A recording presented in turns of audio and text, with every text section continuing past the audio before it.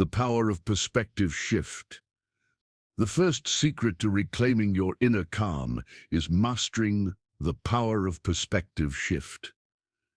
Our default psychological wiring compels us to be problem-focused. When a storm brews, a financial crisis, a health diagnosis, a relational breakdown, our attention naturally locks onto the external circumstance. We zoom in on the magnitude of the difficulty.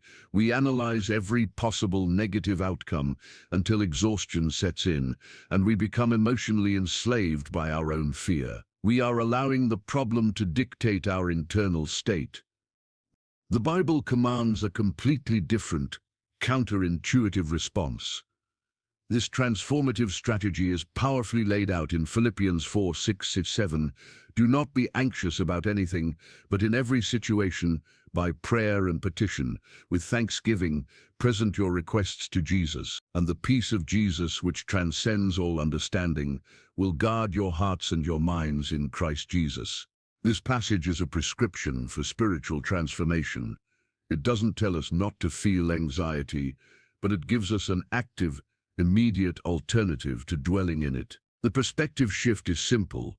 Move your gaze from the problem to the provider. The first practical component is the command to learn how to cast your anxieties. The original Greek word here implies a forceful, deliberate transfer, like throwing something heavy onto a different carrier. This is a spiritual transaction where you consciously identify the burden you are carrying, the specific fear, the specific worry, and actively place that weight into the capable hands of Jesus. When you cast your anxiety, you are declaring, "This burden is too heavy for me to carry," but it is not too heavy for you. You are relinquishing ownership of the problem. The second, and perhaps most radical component of this transaction, is the inclusion of with thanksgiving. Why must we include gratitude when we are in distress and asking for help?